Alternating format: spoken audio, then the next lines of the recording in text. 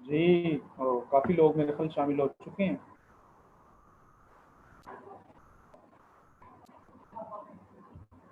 तो स्टार्ट करें।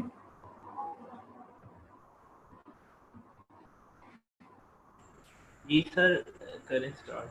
टाइम काफ़ी हो गया, 10 मिनट ऊपर हो गए। चलें। तो लास्ट टाइम हमने क्वांटम मैकेनिक्स के हवाले से स्टार्ट किया था और मैंने बात की थी कि हम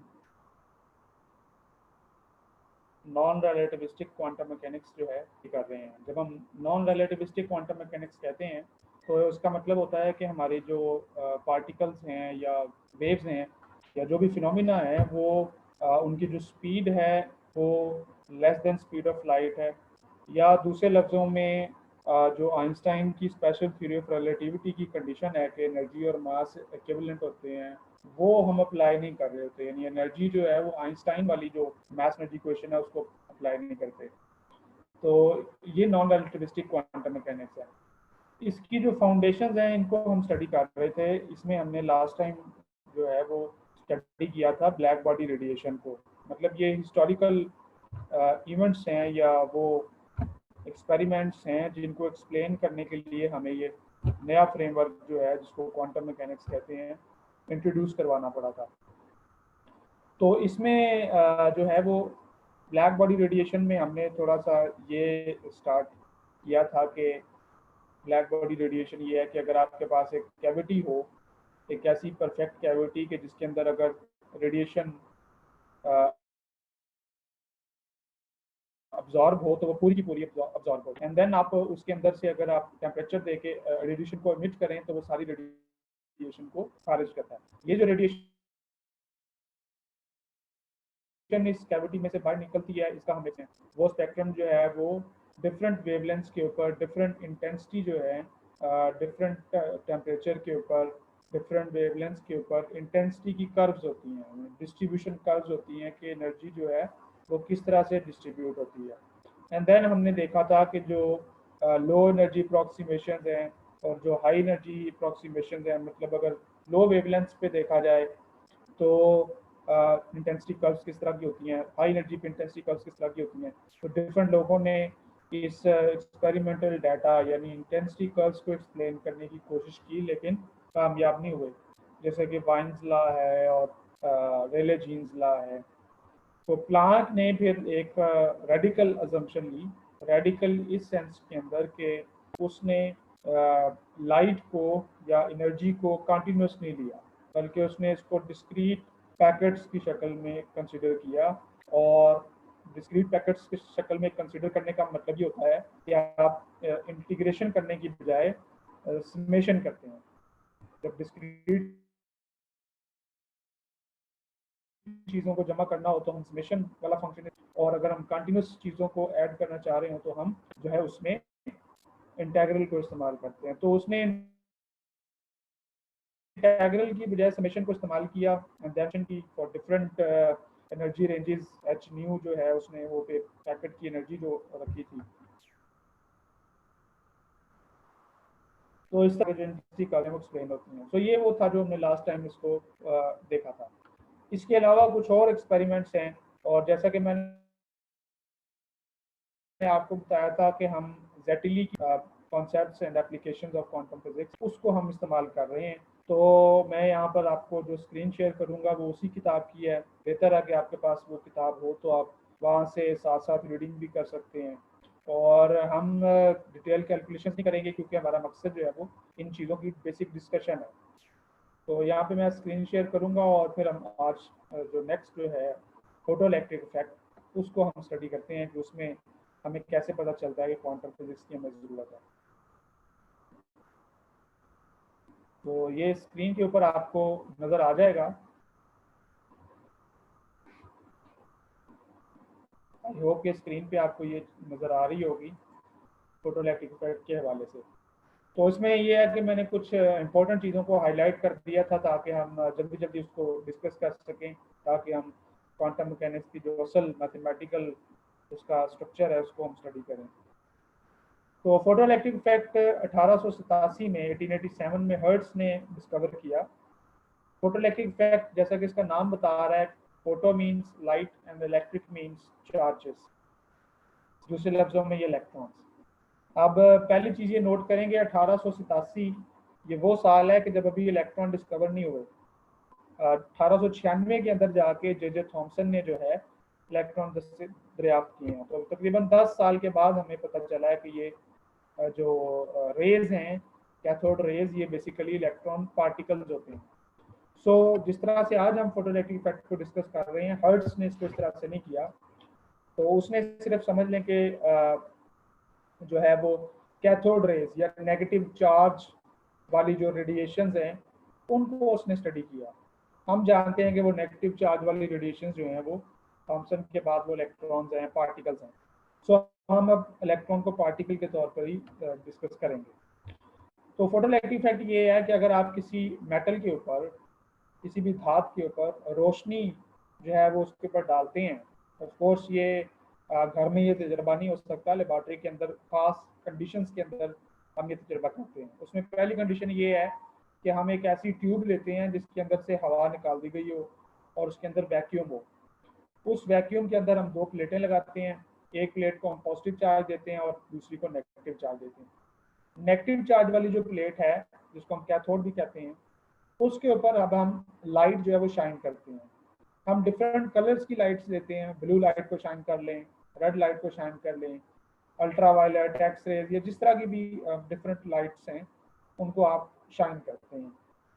इसी तरह से आप उनकी इंटेंसिटी भी चेंज करके देखते हैं। जब मैं कलर चेंज कर रहा था तो मीन्स कि मैं उसकी फ्रिक्वेंसी चेंज कर रहा था या उसकी वेवलेंथ चेंज कर रहा था, क्योंकि हमें पता है कि जो कलर है वो वेवलेंथ या फ्रिक्वेंसी होता है।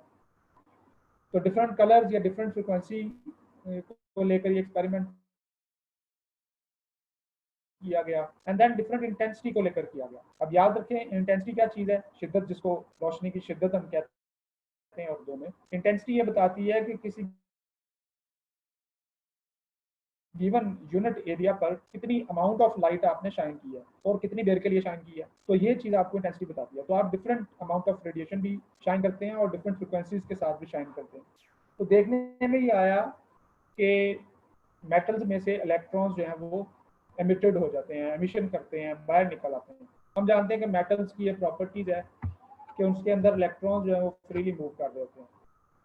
अब ये इलेक्ट्रॉन फ्रीली मूव कर रहे हैं, हम लाइट जब मेटल के ऊपर शाइन करते हैं तो इन इलेक्ट्रॉन्स को एनर्जी मिलती है और ये एनर्जी लेके उस मेटल की सरफेस में से बाहर निकल आते हैं। बाहर चूँकि हमने वैक्यूम के अंदर जो है वो एक पॉजिटिव प्लेट भी लगा रखी थी, तो ये इलेक्ट्रॉन उस पॉजिटिव प्लेट की तरफ भागते हैं। पॉजिटिव प्लेट जो है वो कनेक्टेड होती है वोल्ट मीटर के साथ, एम मीटर के साथ। वहाँ पे आप इसका वोल्टेज और करंट जो है वो मेजर कर लेते हैं, जो इलेक्ट्रॉन्स की मोशन की वजह से प्रोड्यूस होता है। तो इस चीज़ को हम कहते हैं फोटो इलेक्ट्रिक इफेक्ट। अब ये एक्सपेरिमेंट्स जो हैं ये 1887 और या उसके बाद काफ़ी लोगों ने इसको दोहराया भी। तो 1905 जो कि इम्पोर्टेंट ईयर है क्योंकि आइंस्टाइन ने 1905 में इसको एक्सप्लेन किया था, उससे पहले तक इसके बारे में कुछ चीज़ें हमें मालूम थी। इन एक्सपेरिमेंट से कुछ नतीजे निकले थे। इसमें पहला नतीजा जो है, जो कि सबसे ज़्यादा अहम है, वो है थ्रेशोल्ड फ्रिक्वेंसी का। देखा ये गया कि मेटल के अंदर आप किसी भी इलेक्ट्रॉन को उस वक्त तक नॉकआउट नहीं करवा सकते जब तक कि आप ख़ास किस्म की फ्रिक्वेंसी इस्तेमाल ना करें। और वो ख़ास किस्म की फ्रिक्वेंसी लाइट की जो है वो मेटल पे डिपेंड करती है। मतलब कॉपर अगर आप ले लेंगे तो कॉपर के लिए ख़ास तरह की फ्रिक्वेंसी की लाइट इलेक्ट्रॉन्स को इमिट करवाएगी। लेड ले लेंगे तो वो कोई और तरह की होगी। तो ये 1902 में लेनार्ड ने इस चीज़ को देखा कि एक ख़ास फ्रिक्वेंसी है, अगर उससे कम फ्रिक्वेंसी की लाइट शाइन करवाएं तो इलेक्ट्रॉन बाहर नहीं निकलते, और अगर उससे ज़्यादा फ्रिक्वेंसी की लाइट शाइन करवाएं तो इलेक्ट्रॉन बाहर निकल आते हैं। तो ये एक बड़ा जो है वो एक डिफरेंट चीज़ थी क्लासिकल फिजिक्स के हवाले से। दूसरा इसमें जो देखने में ये आया कि जब आप डिफरेंट इंटेंसिटी की लाइट शाइन कर रहे हैं, तो फर्ज करें कि मैं इंटेंसिटी बहुत कम कर देता हूँ, एक ऐसा सोर्स लेता हूँ जो कि बहुत वीक सोर्स है। वीक सोर्स होने का मतलब है कि उसमें से जो रोशनी निकल रही है पर यूनिट एरिया, उसमें जो पावर है वो बहुत कम है, कम पावर है, कम शिद्दत है उसकी। लेकिन उस रेडिएशन के साथ भी देखने में ये आया कि इलेक्ट्रॉन जो हैं वो जो ही लाइट मेटल के ऊपर पड़ती है फौरन बाहर निकल आती है। ऐसा नहीं होता कि आपको कुछ देर इंतजार करना पड़े। आगे जाके हम डिस्कस करेंगे कि क्लासिकली इलेक्ट्रॉन्स को फ़ौरन नहीं निकलना चाहिए था, इलेक्ट्रॉन्स जो हैं वो उनको टाइम लेना चाहिए था मेटल में से निकलने के लिए। लेकिन एक्सपेरिमेंटली ये देखा गया कि इलेक्ट्रॉन्स इंस्टेंटेनियसली निकलते हैं, फ़ौरन निकल आते हैं बाहर, जो ही आप सूटेबल फ्रिक्वेंसी की जो रेडिएशन उस पर शाइन करवाते हैं। तीसरा अहम रिजल्ट ये देखा गया कि जो इलेक्ट्रॉन निकल रहे हैं उनकी तादाद गिनी गई। तादाद ऑफ कोर्स इलेक्ट्रॉन की एक एक करके तो हम नहीं गिन सकते, इलेक्ट्रॉन डायरेक्ट हमें नज़र नहीं आता, हम करंट के प्रोपोर्शनल करके उसको देखते हैं कि जो करंट हम मेजर कर रहे हैं वहाँ से हम नंबर ऑफ इलेक्ट्रॉन्स निकाल लेते हैं। बिकॉज हमें पता है कि जो चार्ज है वो number of electrons Q is equal to NE होता है, तो वहाँ से आप नंबर ऑफ इलेक्ट्रॉन्स इजीली निकाल सकते हैं। ये आपने अपनी FSC की क्लासेस में भी किया होगा। तो जो नंबर ऑफ इलेक्ट्रॉन्स निकल रहे थे, देखा ये गया कि वो इंटेंसिटी पे डिपेंड कर रहे थे, फ्रिक्वेंसी पे नहीं। मतलब ये कि आप फ्रिक्वेंसी बढ़ाते जाएं, उससे इलेक्ट्रॉन अगर पहले 2 इलेक्ट्रॉन निकल रहे थे तो अब भी 2 ही निकलेंगे, या चाहे जितनी मर्जी फ्रिक्वेंसी कर दें। लेकिन जो ही आपने इंटेंसिटी बढ़ाई, फ्रिक्वेंसी नहीं बल्कि इंटेंसिटी बढ़ाई, तो नंबर ऑफ इलेक्ट्रॉन्स की तादाद बढ़ना शुरू हो गई, जिसका मतलब ये था कि जो करंट उसमें आ रहा है that is proportional to the number of electrons which is intensity. So दूसरे लफ्जों में जो मैग्नीट्यूड था करंट का that was proportional to the intensity of the electron. चौथी चीज जो इसके अंदर देखी गई वो थी जो इलेक्ट्रॉन निकले हैं उनकी कोई एनर्जी है, जाहिर है कि वो किसी एनर्जी के साथ निकले हैं और वो मूव करते हुए एनोड की तरफ जा रहे हैं, तो उनकी कोई काइनेटिक एनर्जी है। तो ये देखा गया कि जो काइनेटिक एनर्जी है वो नंबर ऑफ इलेक्ट्रॉन्स पे डिपेंड नहीं करती, बल्कि वो फ्रिक्वेंसी पे डिपेंड करती है। ये भी हम देखेंगे कि इसमें मसला है। क्लासिकली आपने काइनेटिक एनर्जी का फार्मूला पढ़ा हुआ है कि काइनेटिक एनर्जी होती है 1/2 mv², हाफ mv²। तो जितने ज़्यादा इलेक्ट्रॉन उसमें निकलते जाएंगे, अगर वो ज़्यादा स्पीड के साथ मूव कर रहे हैं तो उनकी काइनेटिक एनर्जी भी ज़्यादा होगी। तो अगर आप स्पीड मेजर कर लें इलेक्ट्रॉन्स की तो आप काइनेटिक एनर्जी मेजर कर लेते हैं। स्पीड मेजर करने का भी एक तरीक़ाकार है जो कि स्टॉपिंग पोटेंशियल है, उसका भी हम डिस्कस करेंगे। तो दूसरे लफ्ज़ों में ये 4 अहम चीज़ें हैं जिनको आप अपने ज़हन में रखें, जो फोटोइलेक्ट्रिक इफेक्ट के तजर्बे का नतीजा। ये थ्योरी में नहीं हम बात कर रहे, ये तजर्बा है। तजर्बा ये बता रहा है कि एक थ्रेशोल्ड फ्रिक्वेंसी है, ये कहाँ से आई, ये खास फ्रिक्वेंसी पे इलेक्ट्रॉन क्यों निकलते हैं, इलेक्ट्रॉन फौरन क्यों निकलते हैं, इंस्टेंटली निकलते हैं। फिर नंबर ऑफ इलेक्ट्रॉन फ्रिक्वेंसी पे डिपेंड क्यों नहीं करते, वो इंटेंसिटी पे क्यों करते हैं। और एनर्जी जो है वो इंटेंसिटी पे डिपेंड क्यों नहीं करती, वो फ्रिक्वेंसी पे क्यों करती है। मजीद ये कि एनर्जी जो है वो लीनियर डिपेंडेंस रखती है फ्रिक्वेंसी के ऊपर, यानी H जो है वो F के जो एनर्जी है E वो F के डायरेक्टली प्रोपोर्शनल है। तो ये वो फैक्ट्स हैं जिनको हमने डिस्कस करना है। अब ये यहाँ पे आपको एक्सपेरिमेंटल सेटअप और उसका रिजल्ट जो है वो नजर आ रहा होगा। ये जो ए वाली डायग्राम है इसके अंदर आपको दिखाया गया है, ये एक ऑफ कोर्स ये स्कीमेटिक डायग्राम है, मतलब हमने कार्टून इसका बनाया हुआ है, असल एक्सपेरिमेंट लेबोरेटरी के अंदर ऐसे नहीं होता। तो फर्ज करेंगे ये आपका कैथोड था जिसके अंदर ये छोटे छोटे दाने जो हैं ये फ्री इलेक्ट्रॉन को जार कर रहे हैं। अब आपने H न्यू एनर्जी की जो एक लाइट है वो इसके ऊपर शाइन की, तो इसमें से इलेक्ट्रॉन निकले। अब ये जो इलेक्ट्रॉन निकलते हैं इनकी कोई काइनेटिक एनर्जी होती है, वो काइनेटिक एनर्जी इस इक्वेशन के बराबर होती है, जिसको हम डिस्कस करेंगे कि आइंस्टाइन एक्सप्लेन करता है कि ये इक्वेशन क्या चीज़ है। उसके बाद इसी एक्सपेरिमेंट का यहाँ पर kinetic energy versus frequency graph बनाया गया। तो जैसा कि अभी मैंने यहाँ पे आपको बताया कि जो काइनेटिक एनर्जी है वो लीनियरली वेरी करती है। तो यहाँ पे आप देख रहे हैं कि जो y एक्सिस पे काइनेटिक एनर्जी है, x एक्सिस पे फ्रिक्वेंसी है। तो एक्सपेरिमेंट ये बता रहा है कि आपको एक स्ट्रेट लाइन मिल रही है।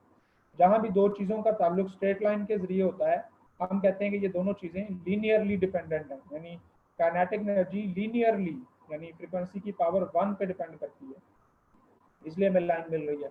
दूसरा आप यहाँ पे ये भी नोट कर सकते हैं कि ये जो न्यू नॉट है ये थ्रेशोल्ड फ्रिक्वेंसी है। जो ही आप इस फ्रिक्वेंसी से कम फ्रिक्वेंसी करते हैं तो आपको कोई काइनेटिक एनर्जी नहीं मिलती। काइनेटिक एनर्जी शुरू ही तब होती है जब आप न्यू नॉट पे पहुंच चुके होते हैं। मसलन आप न्यू को जब 0 करते हैं तो काइनेटिक एनर्जी 0 है। आप फ्रिक्वेंसी बढ़ाते जा रहे हैं, काइनेटिक एनर्जी बिल्कुल नहीं आ रही, बढ़ाते जा रहे हैं, काइनेटिक एनर्जी नहीं आ रही। जो ही आप न्यू नोड पर पहुंचे काइनेटिक एनर्जी बढ़ना शुरू हो गई। उसका मतलब है कि न्यू नोड से कम फ्रिक्वेंसी पर यानी थ्रेशोल्ड से कम फ्रिक्वेंसी पर आपको काइनेटिक एनर्जी नहीं मिल रही, इलेक्ट्रॉन्स जो हैं वो फोटोइलेक्ट्रिक इफेक्ट नहीं कर रहे। तो ये वो एक्सपेरिमेंटल डिटेक्शन है या रिजल्ट्स हैं जिनको हम एक्सप्लेन करना चाह रहे हैं। अब ये जो चार जो हमने प्रॉब्लम्स देखे हैं, इनकी आगे डिस्कशन दी हुई है। तो क्लासिकल फिजिक्स हमें ये कहती है कि एनर्जी जो है वो कंटिन्यूस होती है, मतलब ये है कि हर पॉइंट पे आपको एनर्जी मिलती है और मुसलसल एनर्जी मिलती है। अगर आप मैटर के साथ, किसी भी मादे के साथ, इलेक्ट्रॉन के साथ अगर आप मुसलसल उसको एनर्जी देते रहें तो वो जो है वो बाहर निकल आता है, यानी उसके अंदर जो है वो उसकी इंटेंसिटी जो है, जैसा कि ये बताया हुआ कि intensity of electromagnetic wave is proportional to the square of amplitude. ये आपने पढ़ा होगा इलेक्ट्रोमैग्नेटिज्म के अंदर भी, कि अगर आपके पास, वैसे भी आपको पता होना चाहिए कि एक वेव के अंदर जो क्रस्ट होता है उस क्रस्ट का स्क्वायर करें तो वो आपको एम्पलीट्यूड ऑफ द वेव देता है। तो अगर हम कहते हैं क्लासिकली के एनर्जी जो है वो वेव लाइक है, कंटिन्यूस है, तो फिर उसका जो एम्पलीट्यूड का स्क्वायर है वो इंटेंसिटी के प्रोपोर्शनल होगा। अब आप कोई भी फ्रिक्वेंसी ले लें, किसी भी फ्रिक्वेंसी के ऊपर अगर आप एनर्जी को बढ़ाना चाहते हैं तो आप क्या करेंगे, आप सिंपली उस वेव का एम्पलीट्यूड बढ़ा देंगे। दूसरे लफ्जों में आप इंटेंसिटी बढ़ाएंगे, एनर्जी बढ़ जाएगी। आप इंटेंसिटी बढ़ाने से अगर एनर्जी बढ़ती है और ज़्यादा एनर्जी अगर इलेक्ट्रॉन को मिलती है तो उसे मेटल से बाहर आना चाहिए।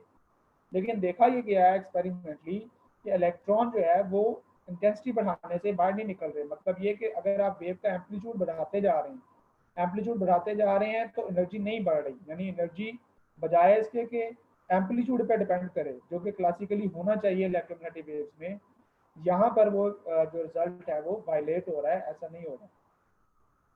दूसरी चीज जो मैंने इंटेंसिटी के वाले से बात की थी कि जो एनर्जी अगर आप किसी चीज को मुसलसल देते रहें, कंटिन्यूस रेट पे देते रहें, यानी ये है कि हर एक सेकंड में आपने अगर मसलन एक सेकंड में 10 जूल एनर्जी दी है तो अगले सेकंड में फिर आप 10 जूल एनर्जी दें, आप यूनिफॉर्मली उसको एनर्जी देते रहें, तो होगा ये कि जो इलेक्ट्रॉन है जिसको ये एनर्जी मिल रही है वो ये एनर्जी इकट्ठी करता रहेगा, जमा करता रहेगा, और एक वक्त आएगा कि उसके पास बहुत ज़्यादा एनर्जी हो जाएगी और फिर वो उसमें उस मेटल में से बाहर निकल आएगा।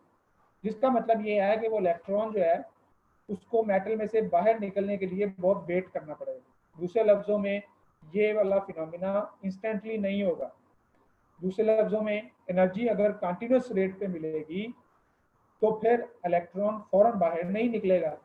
लेकिन चूंकि फोटोइलेक्ट्रिक इफेक्ट में इलेक्ट्रॉन फौरन बाहर निकल आया है, इसका मतलब है कि एनर्जी कंटिन्यूस रेट पे नहीं मिल रही, बल्कि एनर्जी जो है वो पैकेट्स की शक्ल में मिल रही है, यानी एक खास एनर्जी मिलती है, एक खास पैकेट एनर्जी का मिलता है और इलेक्ट्रॉन जो है वो मेटल से बाहर आ जाता है। तो ये वाली चीज़ भी जो है वो हमें समझने की ज़रूरत है कि क्या मसला है इसके अंदर। ये जो कंटिन्यूस अब्जॉर्प्शन है इलेक्ट्रॉन की, जो क्लासिकल फिजिक्स कहती है कि कंटिन्यूसली अगर आप अब्जॉर्ब करवाते रहे एनर्जी तो इलेक्ट्रॉन को एनर्जी मिल जाती है और बाहर आ जाता है, ये वायलेट हो रहा है, ये गलत हो रहा है। फिर इन चीज़ों को एक्सप्लेन करने के लिए आइंस्टाइन ने 1905 के अंदर जो दो और पेपर उसने लिखे थे, उसमें से एक पेपर, तीन पेपर आइंस्टाइन ने लिखे थे, जिनमें से एक पेपर जो है वो फोटोइलेक्ट्रिक इफेक्ट के हवाले से था। इस पेपर में आइंस्टाइन ने जो है वो फोटोन का आइडिया दिया, एक ऐसा पार्टिकल, एक ऐसा डिस्क्रीट पैकेट ऑफ एनर्जी जो कि कंटिन्यूस नहीं है। मतलब लाइट को बजाय इसके कि एक वेव लिया जाए, लाइट को आप एक पैकेट्स की शक्ल में कंसिडर करते हैं, पार्टिकल्स की शक्ल में कंसिडर करते हैं। क्योंकि ये लाइट को फोटो भी कहते हैं, इसलिए लाइट के पार्टिकल को फोटोन कह दिया उन्होंने। अब ये एक्सप्लेन कैसे करता है, वो कहता है कि चूंकि एक फोटोन जो है उसके पास एनर्जी जो है पैकेट जो है वो एनर्जी एक खास मिकदार की होती है और वो एनर्जी डिपेंड करती है फ्रीक्वेंसी के ऊपर। ये बात उसने ली है प्लांक से इंस्पायर होकर। याद होगा आपको कि जब ब्लैक बॉडी रेडिएशन को एक्सप्लेन कर रहे थे तो प्लांक ने ये बात की थी कि जो क्वांटा होता है, एनर्जी का डिस्क्रीट पैकेट होता है, उसकी एनर्जी एच न्यू होती है, where H is the Planck constant. तो आइंस्टाइन ने वो प्लांक की असम्पशन जो है वही फोटोइलेक्ट्रिक इफेक्ट के ऊपर अप्लाई की है और उसने ये कहा कि अगर आप एच न्यू जो है वो एनर्जी का एक फोटोन कंसिडर करें तो फिर आप फोटोइलेक्ट्रिक इफेक्ट को इस तरह एक्सप्लेन करेंगे जैसा कि यहाँ पे इस डायग्राम में किया गया। तो एच न्यू वो एक डिस्क्रीट पैकेट है एनर्जी का, फिक्स एनर्जी है, जिसमें एच जो है वो प्लांक कांस्टेंट है और न्यू फ्रीक्वेंसी। अब ये फोटोन अपनी एनर्जी आकर इस मेटल में मौजूद इलेक्ट्रॉन्स को देता है। तो ये एक किस्म का बिलियर्ड बॉल लाइक कोलिजन है, दो गेंदें जैसे आपस में टकराती हैं।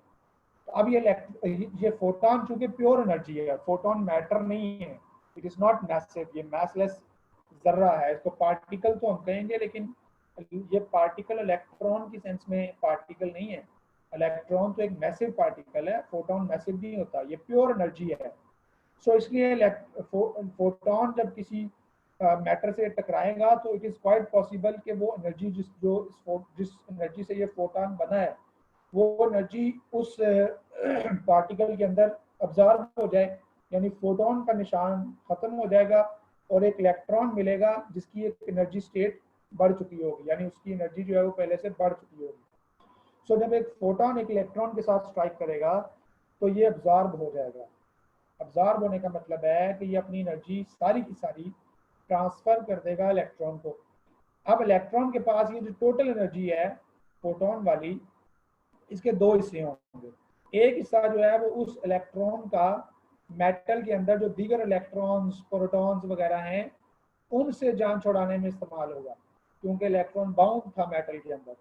तो ये जो काम उसने करना है कि जो प्रोटॉन्स या एटम्स हैं जिन्होंने इलेक्ट्रॉन को बाउंड करके रखा हुआ है, क्योंकि ऑफ कोर्स वहाँ पे प्रोटॉन्स मौजूद हैं, पॉजिटिव चार्ज का फील्ड मौजूद है, वो इलेक्ट्रॉन को जो है वो अट्रैक्ट कर रहा होता है।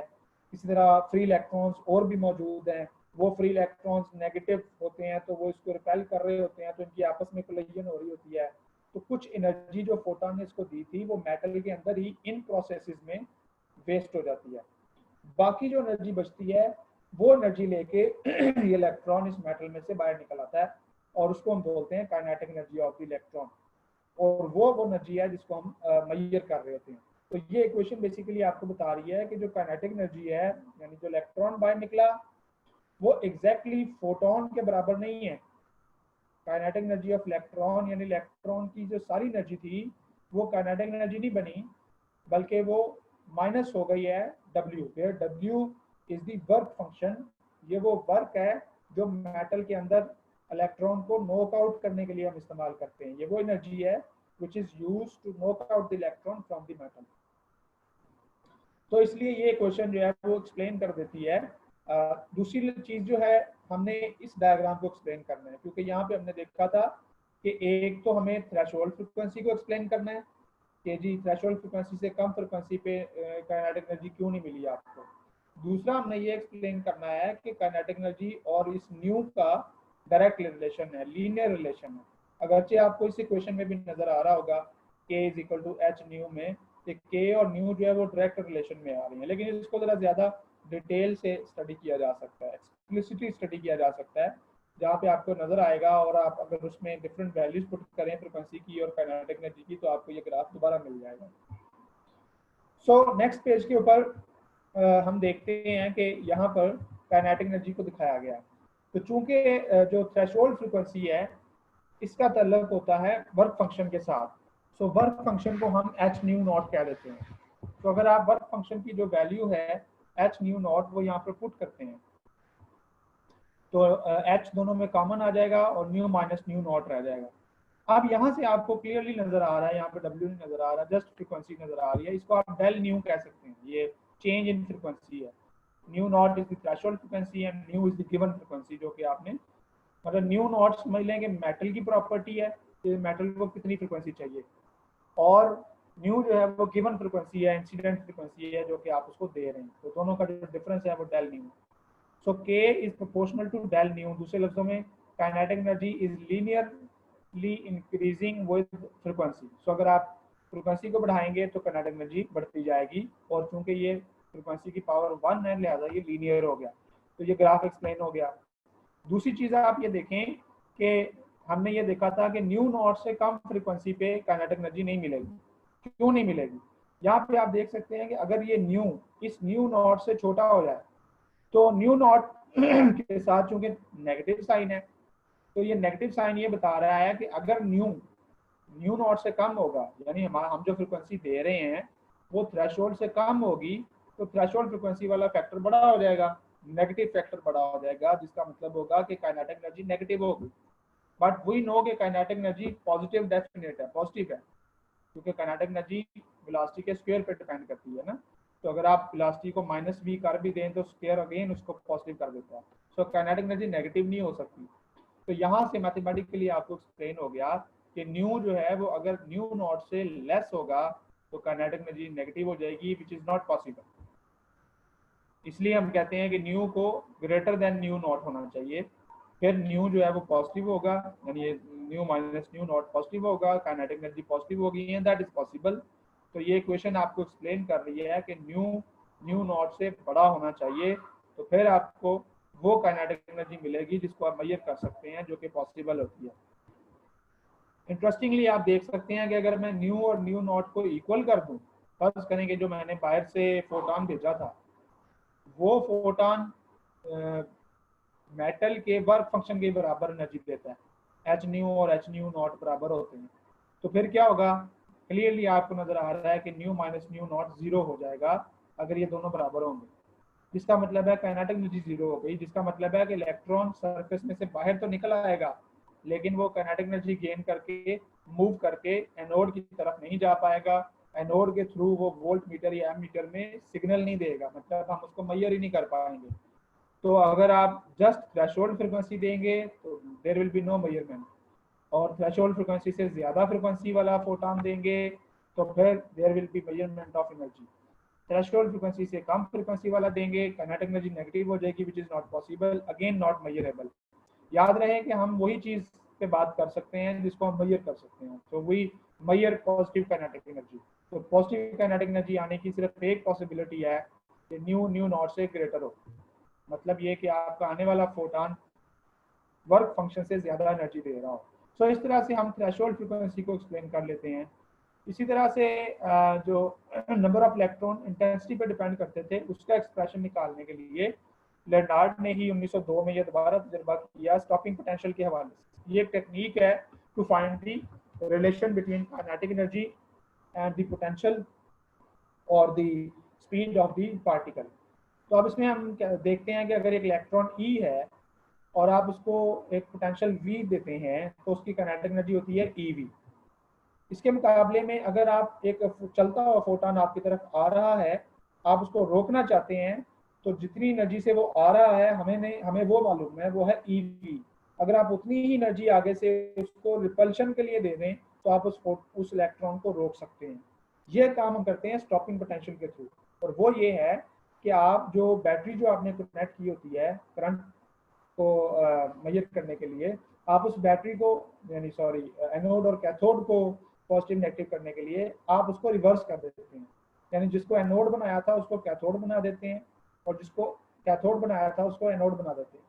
अब होगा ये कि जो इलेक्ट्रॉन निकल के एनोड की तरफ जा रहे थे जो कि पॉजिटिव होता है, क्योंकि अब वो रिवर्स हो गया, एनोड नेगेटिव हो गया, तो नेगेटिव इलेक्ट्रॉन को रिपेल करेगा, नेगेटिव एनोड इलेक्ट्रॉन को रिपेल करेगा। अब जो इलेक्ट्रॉन तो बहुत कम एनर्जी से जा रहे थे वो बहुत जल्दी स्टॉप हो जाएंगे, जिन इलेक्ट्रॉन्स की स्पीड बहुत ज़्यादा थी या उनकी एनर्जी बहुत ज़्यादा थी वो जो है वो फिर भी एनोड पे पहुंच जाएंगे और थोड़ा बहुत करंट फिर भी दे देंगे। आप स्टॉपिंग पोटेंशियल बढ़ाते जाएं, इतना बढ़ाते जाएं कि कोई भी इलेक्ट्रॉन ऐसा ना बचे जो कि एनोड तक पहुंच सके और करंट जो है वो सिग्नल जनरेट कर सके। तो ये वो पोटेंशियल की वैल्यू, बैटरी की वैल्यू जो आप एनोड को दे रहे थे, वो पोटेंशियल जो इलेक्ट्रॉन को रोकने का काम कर रहा है उसको हम स्टॉपिंग पोटेंशियल कहते हैं। सो ये स्टॉपिंग पोटेंशियल किसके बराबर होना चाहिए? ऑफ कोर्स ये काइनेटिक एनर्जी के बराबर होना चाहिए, मतलब ई वी अगर आप इससे एनर्जी बनाएं स्टॉपिंग पोटेंशियल से तो वो kinetic energy half M we square या के बराबर होना चाहिए। तो सिंपली आपने जो इक्वेशन यहाँ पे लिखी थी एच न्यू माइनस डब्ल्यू वाली, उसके अंदर आप काइनेटिक एनर्जी की जगह पे स्टॉपिंग पोटेंशियल वाली वैल्यू पुट करें, ई वी एस पुट कर दें। तो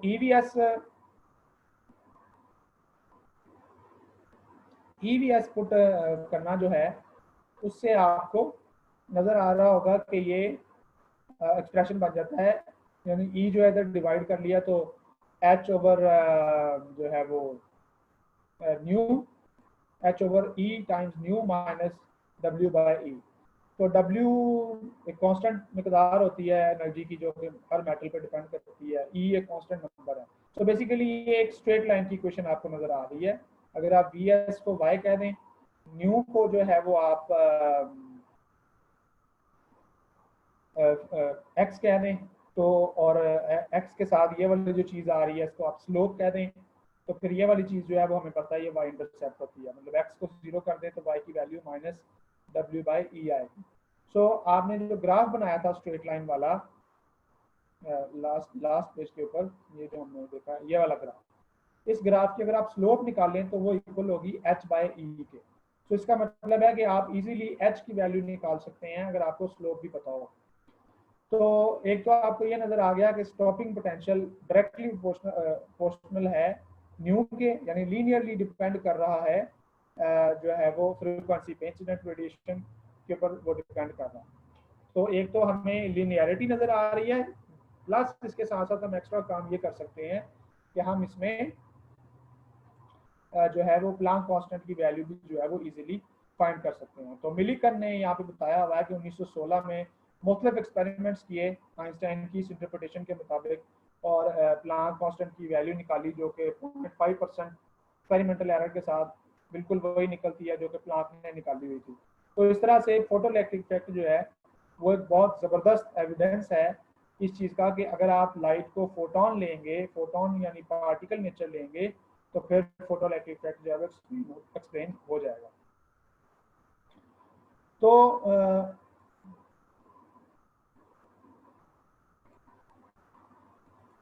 ओके, ये हमने फोटोइलेक्ट्रिक जो है वो फोटोइलेक्ट्रिक इफेक्ट जो है उसको हमने एक्सप्लेन कर दिया।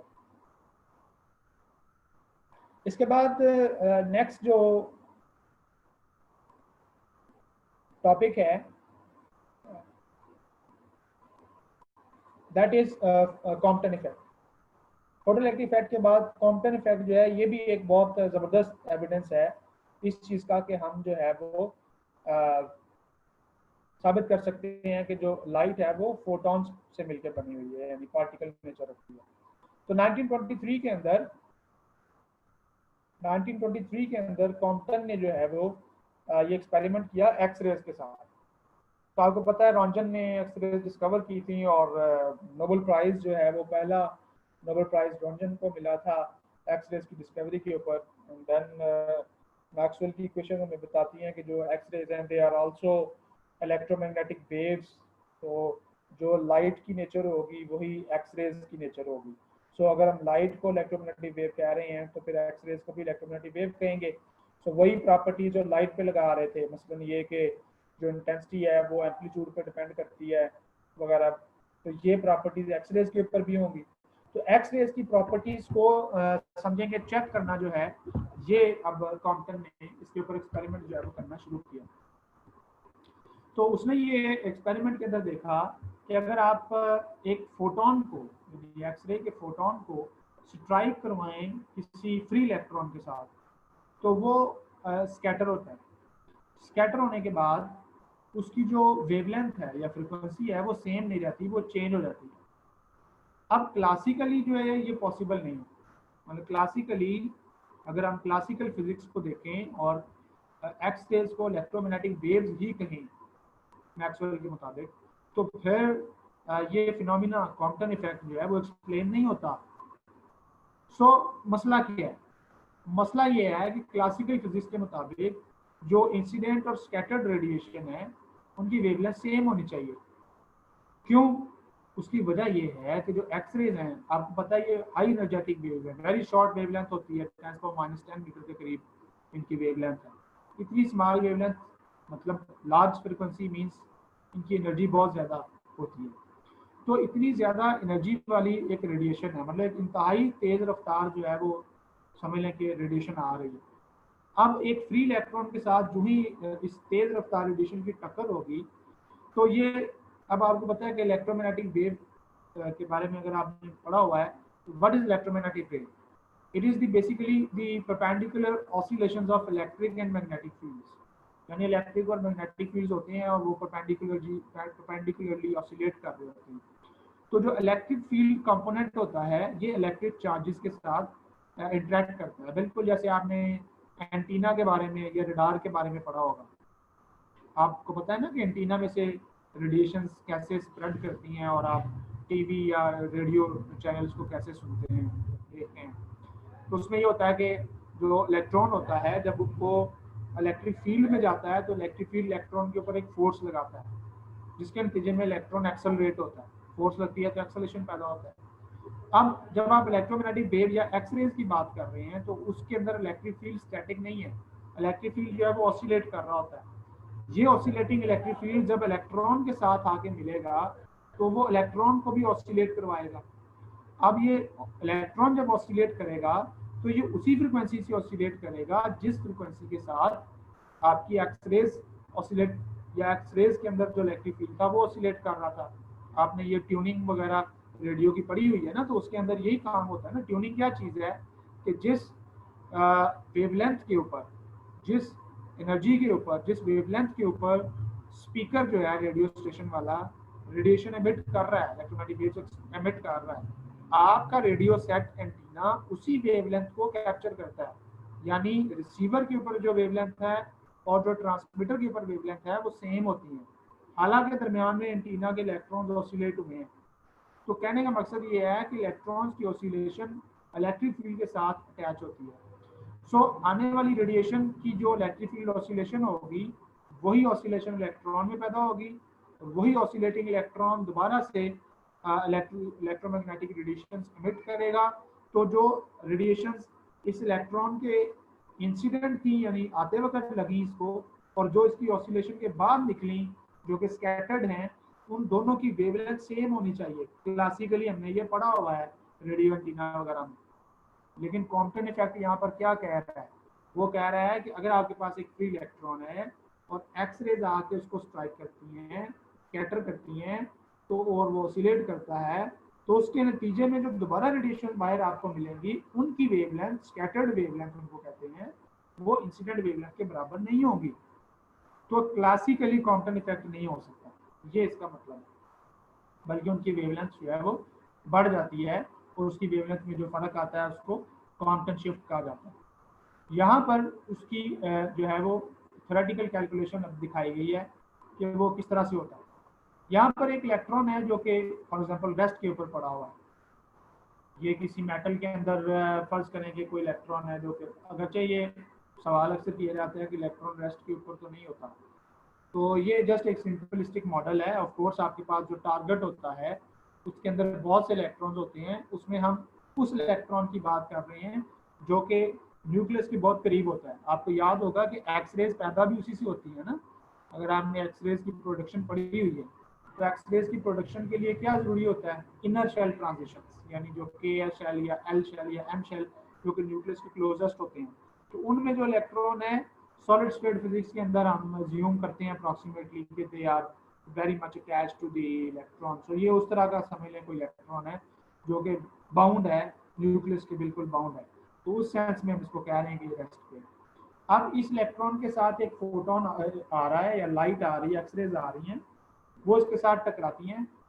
टकराने के बाद अगर आप इसको भी फोटोन ना कहें, आप इसको वेव ही कहें, तो टकराने के बाद नजर ये आता है कि जो इलेक्ट्रॉन है वो रिकॉइल होके इधर को निकल जाता है। रिकॉइल होने का मतलब है कि उसकी एनर्जी मोमेंटम में कुछ चेंजेस आएंगी और यहाँ पे वो कुछ एंगल बनाता है, और जो आपका जो इंसिडेंट लाइट थी वो इधर को चले जाती है और उसका जो एंगल है वो थीटा बनता है, उसका मोमेंटम चेंज हो जाता है, एनर्जी चेंज हो जाती है। अब आप इसके ऊपर सिंपली जो है वो वेक्टर एनालिसिस के जरिए मोमेंटम कंजर्वेशन और एनर्जी कंजर्वेशन अप्लाई करते हैं। ये चीज़ें आपने पहले सीखी हुई हैं। मोमेंटम कंजर्वेशन ये कहता है कि जो इंसिडेंट मोमेंटम था टोटल वो बराबर होना चाहिए फाइनल टोटल मोमेंटम के। तो फाइनल मोमेंटम में इलेक्ट्रॉन और फोटान था, जबकि इंसिडेंटली सिर्फ फोटान था क्योंकि इलेक्ट्रॉन रेस्ट पे था। देन आप एनर्जी को देखते हैं तो एनर्जी जो है वो इस तरह से कंजर्वेशन करती है कि शुरू में दोनों की एनर्जी है, यानी ई जो है वो एच न्यू के बराबर है, E naught rest mass energy electron की is equal to E prime plus E E. यानी टकराने के बाद की जो फोटोन की एनर्जी है वो चेंज हो गई और इलेक्ट्रॉन की एनर्जी जो है वो ई हो गई। याद रहे यहाँ पर हम रिलेटिविटी को इस्तेमाल कर रहे हैं, और क्यों कर रहे हैं, ऑफ कोर्स ये नॉन रिलेटिविस्टिक क्वांटम मैकेनिक्स है, लेकिन हम जस्ट कुछ ऐसे एक्सपेरिमेंट्स ले रहे हैं, आगे हम पेयर प्रोडक्शन में भी देखेंगे कि जिनमें रिलेटिविस्टिक इक्वेशंस को इस्तेमाल किए बगैर गुजारा नहीं है, क्योंकि फोटोन की या इलेक्ट्रॉन की जो स्पीड है वो बहुत हाई हो जाती है। बहरहाल यहाँ पर एनर्जी जो है वो इलेक्ट्रॉन की वो हम इस एक्सप्रेशन से लेते हैं जो कि आइंस्टाइन की स्पेशल थ्योरी में हम कैलकुलेट करते हैं।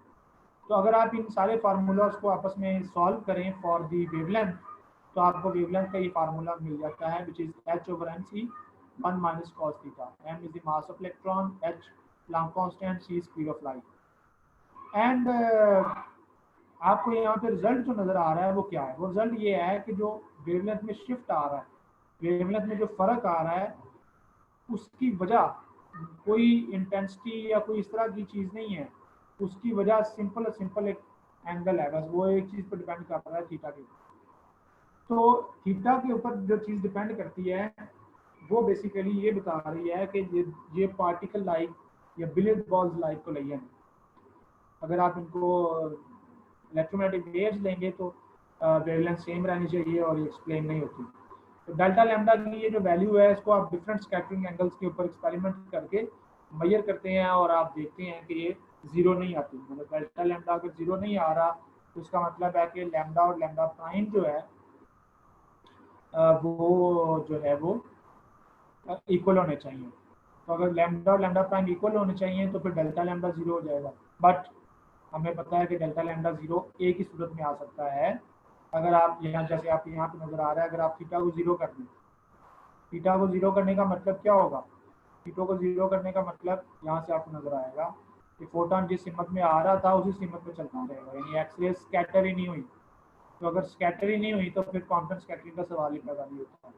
सो अगर कॉम्पटन स्कैटरिंग होगी, कॉम्पटन स्कैटरिंग होगी तो थीटा बनेगा, और थीटा चूंकि जीरो नहीं होगा तो आपको डेल्टा लैम्डा की कोई ना कोई नॉन जीरो वैल्यू मिलेगी, जिसका मतलब ये है कि लैम्डा और लैम्डा प्राइम इक्वल नहीं होगा।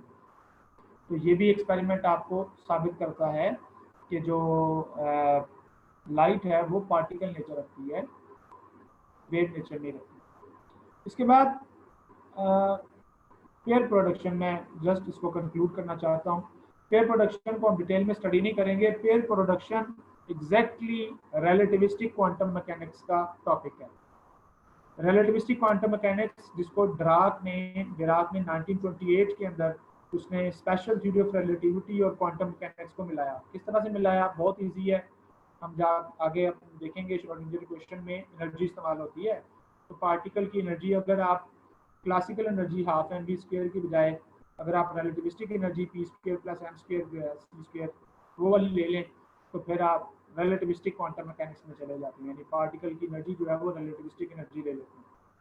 तो रिलेटिविस्टिक एनर्जी लेने के बाद जब आप इक्वेशन ऑफ मोशन निकालते हैं तो उसको डिराक इक्वेशन कहते हैं। डिराक इक्वेशन के सोल्यूशन जो हैं वो दो तरह के निकलते हैं, जिसमें एक पॉजिटिव एनर्जी सोल्यूशन होता है और एक नेगेटिव एनर्जी सोल्यूशन होता है। अभी हमने थोड़ी देर पहले भी ये बात की थी कि एनर्जी पॉजिटिव एनर्जी है जिसको हम मेजर करते हैं। तो फिर ये नेगेटिव एनर्जी सोल्यूशन जो डिराक की क्वेश्चन में निकल रहे थे ये क्या थे? तो इसकी इंटरप्रिटेशन ये की गई बाद में कि ये जो नेगेटिव एनर्जी सॉल्यूशंस हैं ये बेसिकली पॉजिटिव एनर्जी है बट रनिंग बैकवर्ड। मतलब ये कि बजाय इसके कि आप मैग्नीट्यूड को नेगेटिव कहें एनर्जी के, हम उसकी डायरेक्शन को नेगेटिव कह लेते हैं। मतलब वो टाइम में, डायरेक्शन से मेरी मुराद टाइम में वो नेगेटिवली मूव कर रहे हैं। मतलब ये कि अगर इलेक्ट्रॉन अगर एक फ्यूचर में मूव कर रहा है तो उसका मतलब होगा कि जो इलेक्ट्रॉन के साथ एक नेगेटिव एनर्जी वाला पार्टिकल है वो पास्ट में मूव कर रहा है। दूसरी कैलकुलेशंस ये बताती हैं कि ये जो दोनों पार्टिकल्स हैं इनका मास और चार्ज सेम है, और मास और चार्ज, इलेक्ट्रिक चार्ज, ये किसी पार्टिकल की निशानी होती है कि ये क्या है। तो मास और चार्ज जो दोनों का सेम है तो बेसिकली दोनों इलेक्ट्रॉन है। एक इलेक्ट्रॉन पॉजिटिव एनर्जी के साथ मूव कर रहा है फ्यूचर में फॉरवर्ड, और एक इलेक्ट्रॉन नेगेटिव एनर्जी के साथ मूव कर रहा है बैकवर्ड। तो जो इलेक्ट्रॉन नेगेटिव एनर्जी के साथ मूव कर रहा है उसको पॉजिट्रॉन का नाम दिया गया, जिसको बाद में एंटी मैटर भी कहा गया। सो इसकी जो प्रेडिक्शन है वो रिलेटिविस्टिक यानी थ्योरी से हुई है। थ्योरेटिकली डिराक ने इसको सॉल्व करके ये बताया था 1928 में, 1928 में। 4 साल बाद 1932 में पॉल एंडरसन ने जो है इसको दरियाफ्त किया, पॉजिट्रॉन्स को कॉस्मिक रेज के अंदर दरियाफ्त किया। कॉस्मिक रेज क्या हैं? बिग बैंग के वक्त से या दूर दराज के जो कहकशाएं हैं, सितारे हैं, या डिफरेंट एक्सप्लोजन होते हैं, उससे बहुत सी तरह के ज़र्रात बनते हैं, रेडिएशंस बनती हैं, वो ज़मीन पे आती हैं, हर वक्त आती रहती हैं। उन रेडिएशन को हम कॉस्मिक रेज कहते हैं। उन कॉस्मिक रेज में चूंकि इतनी एनर्जी होती है कि वो पेयर प्रोडक्शन कर सकें, यानी इलेक्ट्रॉन और पॉजिट्रॉन पैदा कर सकें। तो इट्स क्वाइट पॉसिबल कि कॉस्मिक रेज में पॉजिट्रॉन्स हों। तो इस तरह कॉस्मिक रेज को अगर आप किसी फॉइल के अंदर से पास करवाएंगे तो जो है उसके ट्रैक्स आपको नजर आएंगे, और उन ट्रैक्स की कैलकुलेशन से आप जो है वो एनर्जी की कैलकुलेशन से आप पहचान लेंगे कि कौन सा ज़्यादा इलेक्ट्रॉन है, कौन सा प्रोटॉन है या कौन सा पॉजिट्रॉन है। तो इस तरह से पॉल एंडरसन ने पॉजिट्रॉन डिस्कवर किए। अब नॉन रिलेटिविस्टिक मैकेनिक्स को एक्सप्लेन नहीं करती, इवन नॉन रिलेटिविस्टिक एक्सप्लेन नहीं करती तो फिर क्लासिकल फिजिक्स कैसे एक्सप्लेन कर सकती है? क्लासिकली तो ऐसा हो ही नहीं सकता। क्लासिकली तो मैटर मैटर होता है, एनर्जी एनर्जी होती है। तो बेसिकली चूंकि रिलेटिविटी इसमें आ गई है, और रिलेटिविटी ये कहती है कि एनर्जी और मास इंटरकन्वर्टेबल है, तो ये बेसिकली डायरेक्ट उसी की एक एप्लीकेशन है कि अगर आपके पास एनर्जी मौजूद हो फोटोन की शक्ल में, तो इट्स क्वाइट पॉसिबल कि वो in the presence of a heavy nucleus वो पेयर बना ले, यानी इलेक्ट्रॉन और प्रोटॉन बना ले। इसमें ये बहुत अहम पॉइंट है, पेयर प्रोडक्शन वैक्यूम में नहीं हो सकती। उसकी रीजन जो है वो मोमेंटम कंजर्वेशन है। यानी आप ये तो पॉसिबल है कि फोटॉन से आप मतलब फोटॉन की एनर्जी जो है वो कंजर्व करवा लें वैक्यूम में। कैसे? फर्ज करें एक फोटॉन है जिसकी एनर्जी है 1.02 MeV। आपने इस एनर्जी के दो पार्टिकल बना लिए, दो मैटर पार्टिकल बना लिए, एक इलेक्ट्रॉन और एक पॉजिट्रॉन। दोनों की जो एनर्जी है वो सेम होती है 0.51 MeV, यानी आधा आधा MeV आपने दोनों को दे दिया, क्योंकि एक MeV पीछे से आ रहा था। तो एनर्जी तो कंजर्व हो जाती है। मसला बनता है मोमेंटम का, क्योंकि आने वाला जो पार्टिकल है वो एक है फोटॉन, जाने वाले पार्टिकल्स दो हैं, तो इनकी एनर्जी कंजर्व नहीं हो सकती। इसलिए आपको वहां पर एक ऐसा फील्ड चाहिए होता है जो एनर्जी या जो मोमेंटम को कंजर्व करवा सके। ये फील्ड जो है वो एक हैवी न्यूक्लियस जो है वो जनरेट करता है। That is why pair production के लिए हमें एक हैवी न्यूक्लियस की जरूरत होती है। इसके मुकाबले में आगे जाके हम देखेंगे कि इसका उलट प्रोसेस भी पॉसिबल है, जिसको हम कहते हैं पेयर एनिहिलेशन। यहाँ पर आपको नजर आ रहा है ये इक्वेशन के थ्रू बस वही बात बताई हुई है कि अगर h कट ओमेगा एक फोटोन आ रहा है इस फ्रीक्वेंसी के साथ, इस एनर्जी के साथ, और उसकी एनर्जी अगर है तो वो 3 हिस्सों में तकसीम होती है। एक हिस्सा 2 MeV² के बराबर होता है, यानी ये वो हिस्सा है जो जिसने 1 MeV को 0.5 आधे आधे MeV के इलेक्ट्रॉन पॉजिट्रॉन बना दिए, प्लस ये जो 2 Ke- और Ke+ आपको नजर आ रहा है, ये काइनेटिक एनर्जी है दोनों पार्टिकल्स की। तो अगर आने वाले फोटोन की एनर्जी 1 MeV से बहुत ज़्यादा हो, मतलब 2 MeV के बराबर हो, तो फिर वो जो नए पार्टिकल्स बनेंगे इलेक्ट्रॉन पॉजिट्रॉन, वो रेस्ट भी नहीं होंगे बल्कि वो मूव भी कर रहे होंगे, उनकी काइनेटिक एनर्जी भी होगी। तो ये वही यहाँ पे बताया हुआ। बहरहाल पेयर प्रोडक्शन का उलट जो है वो भी पॉसिबल है, जिसको हम पेयर एनिहिलेशन कहते हैं। एनाहिलेशन के अंदर क्या होता है कि आप इलेक्ट्रॉन और पॉजिट्रॉन को कंबाइन करते हैं, तो चूंकि दोनों ऑपोजिटली चार्ज हैं, ये दोनों कंबाइन होते हैं और एक दूसरे को ख़त्म करके एनर्जी बन जाती है। तो जिस तरह E=mc² में एनर्जी से मैटर बनाया था, इसी तरह मैटर यानी जो इलेक्ट्रॉन और पॉजिट्रॉन है, ये जो कि मैटर है, तो ये मैटर आपस में मिलकर फोटोन दोबारा बना देते हैं, और इस केस में आपको किसी वैक्यूम की जरूरत नहीं पड़ती। ये पेयर एनिहिलेशन ही आपको बताती है कि पॉजिट्रॉन नेचर में आपको क्यों नहीं मिलते, ज़्यादा बहुत कम पाए जाते हैं कॉस्मिक रेज के अंदर। मैंने बताया इसी तरह ये जो पुरानी बिल्डिंग्स होती हैं उसमें से भी निकलते हैं कुछ रेडियो एक्टिव डिकेज के थ्रू। इसी तरह से केले के अंदर से भी पॉजिट्रॉन निकलते हैं। बड़ी इंटरेस्टिंग इन्फॉर्मेशन है बहरहाल। तो लेकिन पॉजिट्रॉन्स जो है वो ज़्यादा नहीं पाए जाते, पता है इलेक्ट्रॉन्स बहुत ज़्यादा पाए जाते हैं। उसकी वजह यह है कि पॉजिट्रॉन जब बनते हैं तो वो जो ही मैटर के साथ इंटरेक्ट दोबारा करेंगे तो वो जो है वो एनिहिलेट हो जाएंगे, और एनिहिलेट होने के बाद जो है वो आपके पास अगेन फोटॉन्स ही बचेंगे।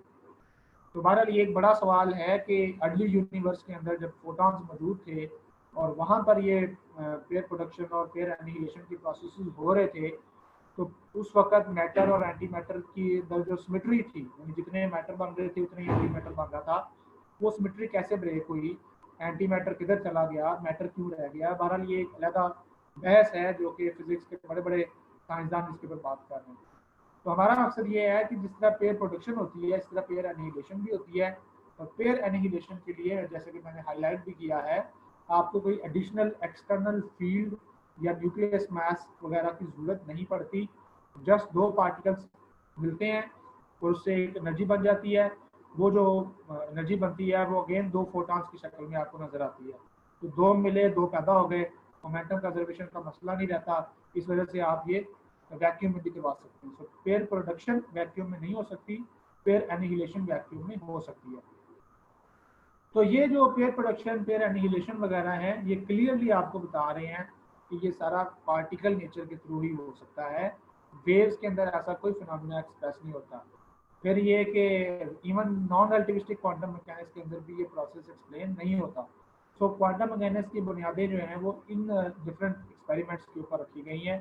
और आपको जैसा कि नज़र आ रहा है कि ये 1887 में फोटोइलेक्ट्रिक इफेक्ट हो रहा है, और उसके बाद 1923 में कॉम्पटन इफेक्ट हो रहा है। आगे जाके हम बोहर की थ्योरी पढ़ेंगे तो 1913 में बोहर की थ्योरी जो है वहाँ पे भी क्वांटम नजरिया इस्तेमाल हो रहा है। तो इसी तरह डी ब्रॉगली फिर आ जाएगा 1924 में। तो ये सारा काम जो है ना, ये पिछली सदी के पहले 30-32 सालों के अंदर हो गया था। यानी 1932 में पॉजिट्रॉन भी डिस्कवर हो चुके थे। तो 30-32 सालों का ये जो पूरा हिस्टोरिकल प्रोसेस है, उसके ये बड़े बड़े एक्सपेरिमेंट्स हैं जिनको हम डिस्कस कर रहे हैं। तो इसमें 3 एक्सपेरिमेंट्स हमने डिस्कस कर लिए हैं, जो बेसिकली हम समझ लें कि गवाह इकट्ठे कर रहे हैं अपने आप को साबित करने के लिए कि क्वांटम मैकेनिक्स की क्यों ज़रूरत है और क्वांटम मैकेनिक्स के बगैर गुजारा क्यों नहीं होता। तो उसके 3 एक्सपेरिमेंट्स हमने स्टडी कर लिए हैं। ब्लैक बॉडी रेडिएशन, जिसमें इंटेंसिटी कर्व्स एक्सप्लेन नहीं हो रही थी वेव नेचर से, और फोटोइलेक्ट्रिक इफेक्ट जिसके अंदर थ्रेशोल्ड फ्रीक्वेंसी और इंस्टेंटेनियस एमिशन एक्सप्लेन नहीं हो रहे थे वेव नेचर से, और कॉम्पटन इफेक्ट तीसरा था जिसके अंदर हमने देखा कि जो वेवलेंथ चेंज होती है स्कैटरिंग के बाद, फ्री इलेक्ट्रॉन से स्कैटरिंग के बाद, वो क्लासिकली नहीं होना चाहिए। क्लासिकली जो ट्यूनिंग होती है बाद में और पहले वेवलेंथ सेम होती है, लेकिन quantum mechanically Compton effect explain करना पड़ता है, क्लासिकली नहीं होता। फिर उसके बाद चौथा एक्सपेरिमेंट हमने ये पेयर प्रोडक्शन का देख लिया, जो कि अगरचे रिलेटिविस्टिक क्वांटम मैकेनिक्स का है, लेकिन चूंकि क्वांटम मैकेनिक्स का है इसलिए हम इसकी बात कर सकते हैं।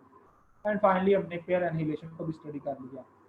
एक चीज़ जो है, एक एक्सपेरिमेंट और रह गया है जो कि बोहर की थ्योरी है, यानी जो एटॉमिक स्पेक्ट्रा है, वो भी एक बहुत ज़बरदस्त एविडेंस है, इस चीज़ की गवाही है कि हमें क्यों ज़रूरत है क्वांटम को इस्तेमाल करने की। लेकिन चूंकि बोहर की थ्योरी ज़रा सेमी क्लासिकल है, इसलिए ये उतना स्ट्रॉन्ग एविडेंस नहीं है जितना कि पेयर प्रोडक्शन या कॉम्पटन इफेक्ट जितने मजबूत दलीलें हैं, उतनी मजबूत दलील जो है वो बोहर की थ्योरी नहीं है, क्योंकि वो सेमी क्लासिकल थ्योरी है।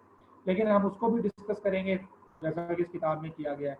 तो इस तरह से ये डिफरेंट चैप्टर्स जो हैं वो हमें एक सेंस दे देंगे कि क्वांटम मैकेनिक्स क्या चीज़ है, वेव नेचर से हमें डिस्क्रीट पार्टिकल्स की तरफ क्यों जाना पड़ रहा है।